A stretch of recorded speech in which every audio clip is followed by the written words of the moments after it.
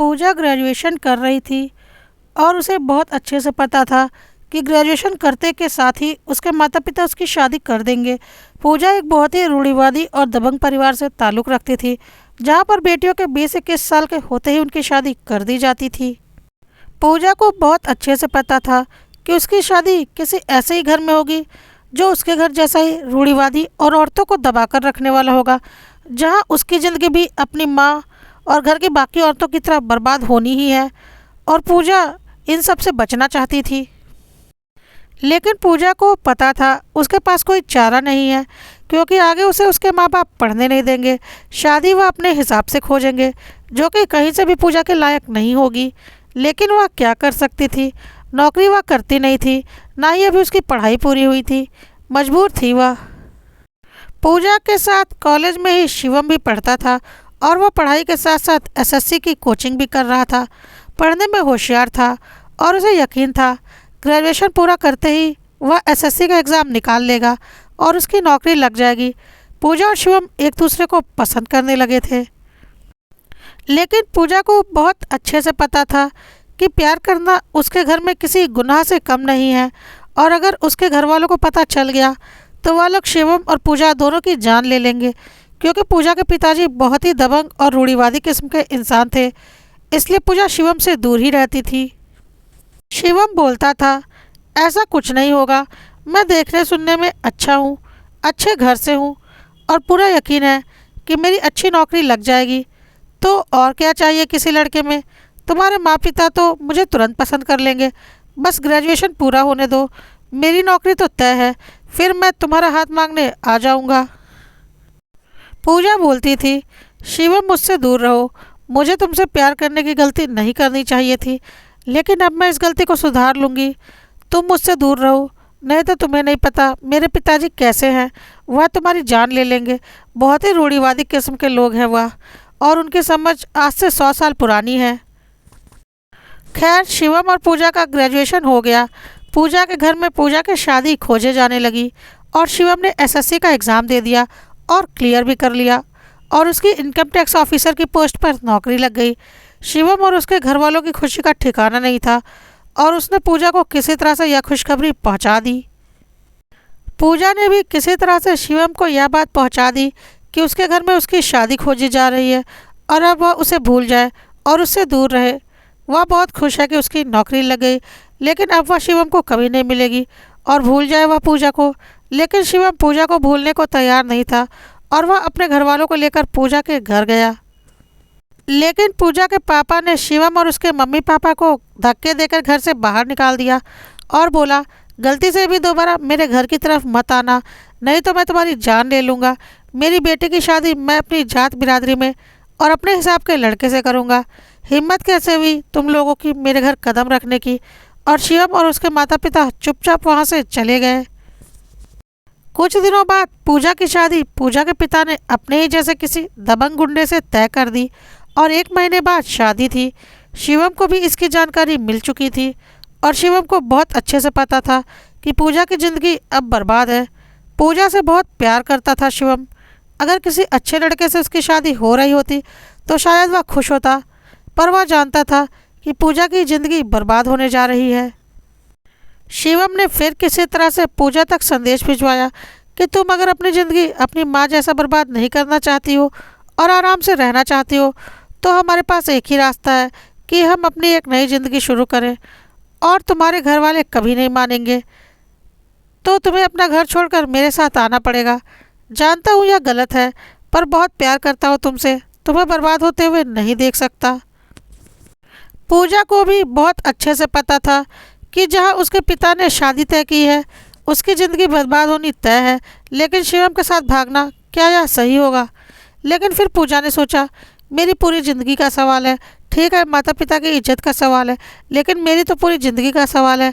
मेरी ज़िंदगी बर्बाद हो जाएगी अगर मैंने आज कोई फ़ैसला नहीं लिया। और यह सोचकर पूजा शिवम के साथ भाग गई और शिवम से शादी कर लिया। पूजा के पिता को यह बात बहुत ज़्यादा चोट कर गई कि उनकी बेटी उनकी इज्जत की धज्जियां उड़ाकर उनकी मर्जी के खिलाफ किसी लड़के के साथ चली गई। दबंग तो वह थे ही। उन्होंने सोचा कि पूजा को वह ज़िंदगी जीने नहीं देंगे और वह मौके की तलाश करने लगे, पूजा और शिवम की शादी को 6 महीने हो चुके थे और पूजा प्रेग्नेंट भी थी।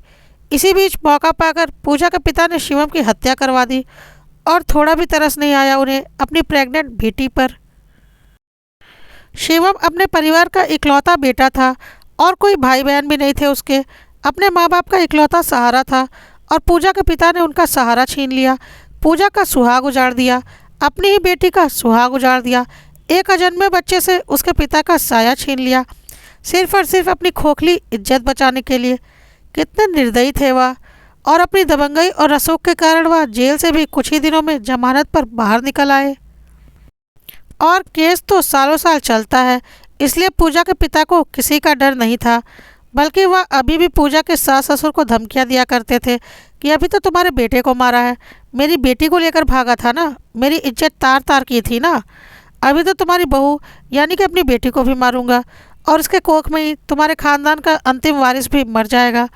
पूजा के सास ससुर को यह सब सुनकर बहुत डर लगता था और उन लोगों ने वह शहर छोड़ दिया, किसी अनजान शहर में अपना बसेरा बसा लिया। शिवम की नौकरी पूजा को मिल गई थी।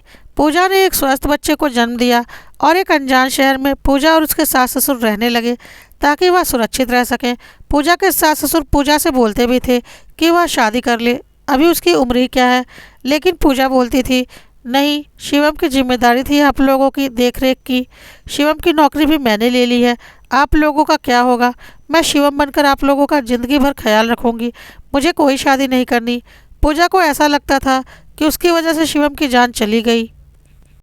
पूजा अनजान शहर में रहने तो चली गई अपने सास ससुर के साथ, पर उसके सास ससुर दिन ब दिन टूटते जा रहे थे, क्योंकि उनके मेहनत की कमाई का बनाया हुआ उनका घर, जिसमें शिवम का बचपन गुजरा था, और पूजा के माँ बाप की वजह से उन्हें अपना वह घर और शहर छोड़कर एक अनजान शहर में छुपकर रहना पड़ रहा था। शिवम के बचपन की यादों से दूर हो गए थे, वह बेटा तो दूर हो ही चुका था। पूजा को यह सब बातें बर्दाश्त नहीं होती थी और उसने मन ही मन सोच लिया था कि अपने पिता को तो वह जिंदगी भर माफ़ नहीं करेगी। पूजा ने सोचा अगर शिवम के माँ बाप को उनका घर वापस दिलाना है, अगर अपने शहर वापस जाकर रहना है, तो खुद को सुरक्षित रखने के लिए मजबूत बनना ही पड़ेगा, खुद के ओहदे को ऊपर उठाना ही पड़ेगा ताकि अगला तुम्हारे ऊपर हावी ना हो सके। और पूजा जी जान से यूपीएससी की तैयारी में जुट गई, जिसमें उसके सास ससुर ने उसकी पूरी मदद की। उसके बच्चे की जिम्मेदारी पूरी तरह से सास ससुर ने ले ली ताकि पूजा ठीक से तैयारी कर सके, और 1 साल के बाद पूजा एक आईएएस ऑफिसर बन गई। पूजा का तो अपनी नौकरी के कारण शिवम के घर और शहर में रहना मुश्किल था, क्योंकि उसका भिन्न भिन्न शहरों में ट्रांसफ़र होता रहता था, लेकिन शिवम के माता पिता और पूजा का बेटा उनके साथ उनके घर में ही रहता था। लेकिन अब किसी की हिम्मत नहीं थी शिवम के माता पिता या पूजा के बेटे की तरफ आंख उठाकर देख ले, क्योंकि सबको पता था यह एक आईएएस अधिकारी का घर है और यह आईएएस अधिकारी का बेटा है, इसलिए वह लोग पूरी तरह से सुरक्षित थे। और पूजा ने शिवम के केस को भी रीओपन करवा रखा था। अब पूजा के पिता की कोर्ट में पेशी हुई और पूजा खुद गवाही देने के लिए आई, और पूजा ने अपनी गवाही में सारे सबूत दिए और सारी बातें बताई। साथ ही साथ पूजा ने यह भी बोला कि मैं मानती हूँ मैंने गलती की थी, जिस माता पिता ने पाल पोस कर बड़ा किया, उनकी मर्जी के खिलाफ शादी की, लेकिन क्या इसके लिए उन्हें किसी की जान लेने का हक मिल जाता है?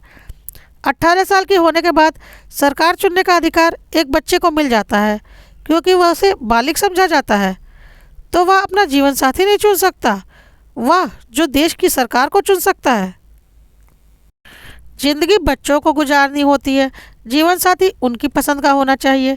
जब बच्चे को पता है कि जिसे उसके माँ बाप ने उसके लिए चुना है वह उसके साथ कभी खुश नहीं रहेगा या रहेगी और उसकी ज़िंदगी उसके साथ बर्बाद हो जाएगी, तो माँ बाप के ज़ोर ज़बरदस्ती में वैसी शादी कर लेना कहाँ जायज़ है।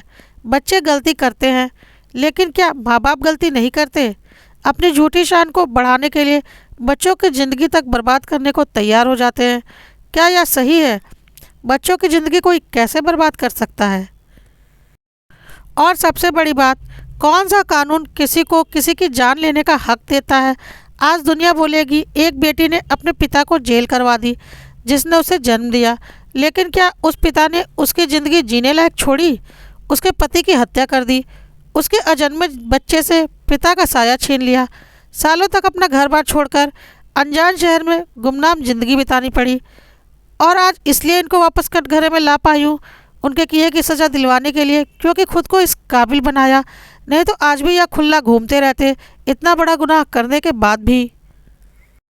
मैं मानती हूँ एक बेटी ने बहुत बड़ी गलती की, माता पिता की मर्जी के खिलाफ उनके घर से बाहर कदम निकाल कर, और इस गलती के लिए माता पिता एक बेटी को कभी माफ़ नहीं कर सकते और करना भी नहीं चाहिए।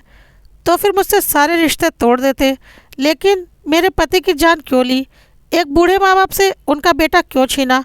किसी की जान लेने का हक इन्हें किसने दिया? दुनिया को जो बोलना है बोले कि एक बेटी ने अपने पिता को जेल भिजवा दिया। सच्चाई यह है कि एक बेटी तो अपने पिता को माफ़ कर सकती है, लेकिन एक पत्नी अपने पति के कातिल को कभी माफ़ नहीं करेगी। पूजा के पिता को आजीवन कारावास की सज़ा मिली शिवम के कत्ल के इल्ज़ाम में। शिवम के माता पिता को आज शिवम के कातिल को जेल जाते देख बहुत सुकून आ रहा था। पूजा को समझ में नहीं आ रहा था कि वह अपने पति के कातिल को जेल में देखकर खुश हो या एक बेटी ने अपने पिता को जेल भिजवा दिया या सोचकर दुखी हो।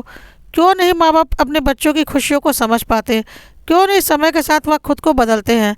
यदि पूजा के माता पिता ने शिवम को स्वीकार कर लिया होता तो आज यह दिन ही नहीं आता। पूजा के पिता जेल जा चुके थे।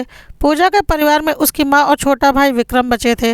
विक्रम ने भी पढ़ाई लिखाई की थी और वह अपने पिता की तरह नहीं था और उसे पूजा के साथ हमदर्दी भी थी। पूजा की माँ निशब्द थी, उसके लिए बेटी का दुख भी मायने रखता था और पति का भी। समय का पहिया चल रहा था और विक्रम ने भी वही गलती की जो पूजा ने की थी और वह किसी लड़की को भगाकर अपने घर ले आया। लेकिन अब विक्रम के पिता जेल में थे और उनकी दबंगई जा चुकी थी और लड़की वाले बहुत ही दबंग किस्म के थे। अब विक्रम की माँ को डर लगने लगा कि कहीं वह अपने बेटे को खो ना दे। उसका पति भी नहीं था कि वह अपने बेटे के लिए कुछ कर पाता। हार कर माँ ने पूजा को फ़ोन लगाया। इतने दिनों के बाद माँ की आवाज़ सुनकर पूजा की आंखों से आंसू आ गए। पूछा, माँ तुम कैसी हो? मैं मानती हूँ मैंने बहुत बड़ी गलती की, लेकिन पिताजी ने भी कुछ कम नहीं किया, मेरी ज़िंदगी बर्बाद कर दी। मैं अपने पति के साथ सिर्फ 6 महीने बिता पाई थी। माँ ने बोला, मैं तेरा दर्द समझती हूँ, लेकिन अब मैं उस दर्द से नहीं गुजरना चाहती। तू ही मेरी मदद कर सकती है। पूजा ने पूछा, क्या हुआ? तो पूजा की माँ ने सारी बात बता दी और बोला, तेरे छोटे भाई विक्रम की जान को अब शिवम की जान की तरह खतरा है। मैं नहीं चाहती जिस दर्द से तू और तेरे सास ससुर गुजरे हैं उस दर्द से मैं और मेरी बहू भी गुजरें। तू आज बहुत अच्छी जगह पर है और अपने भाई की मदद कर सकती है। तेरा छोटा भाई है। वाह! पूजा ने बोला, माँ यह तुम कैसी बातें कर रही हो? विक्रम मेरा छोटा भाई है और मैं उसके लिए वह सब कुछ करूँगी जो एक बड़ी बहन को करना चाहिए। लेकिन अगर वह मेरा भाई नहीं भी होता तो भी मैं उसके लिए कदम आगे ज़रूर बढ़ाती, क्योंकि यह मेरी जिम्मेदारी है। पूजा ने तुरंत ही शहर के एसपी को फ़ोन करके सारी बातें बताईं और कार्यवाही करने को कहा। एसपी ने तुरंत ही उस एरिया के पुलिस इंचार्ज को फ़ोन किया, जो कि विक्रम के ससुराल में जाकर उन लोगों को अच्छे से समझा कर आ गया। और उन लोगों को यह बात भी समझ में आ गई कि विक्रम की बड़ी बहन एक आईएएस ऑफिसर है और अगर विक्रम को कुछ भी हुआ तो उन लोगों की खैर नहीं। जो अपने पिता को जेल भिजवा सकती है वह उनके साथ क्या कर सकती है, उन्हें बहुत अच्छे से पता था, इसलिए वह लोग पीछे हट गए। विक्रम की माँ ने जेल में जाकर पूजा के पिता को यह सारी बातें बताईं और बोला, तुमने तो किसी और के घर के चिराग को बुझा दिया, अपनी बेटी के सुहाग को ही उजाड़ दिया, लेकिन आज तुम्हारी बेटी ने तुम्हारे घर के चिराग को बचा लिया और हमारा सब कुछ बचा लिया। तुमने तो अपनी बेटी के बारे में एक बार भी नहीं सोचा, लेकिन तुम्हारी बेटी ने तुम्हारे बेटे के बारे में बहुत कुछ सोचा। आज पूजा के पिता को अपनी गलती का एहसास हो रहा था और वह एक बार पूजा से माफ़ी मांगना चाहते थे, लेकिन पूजा ने अपने पिता से मिलने से इनकार कर दिया।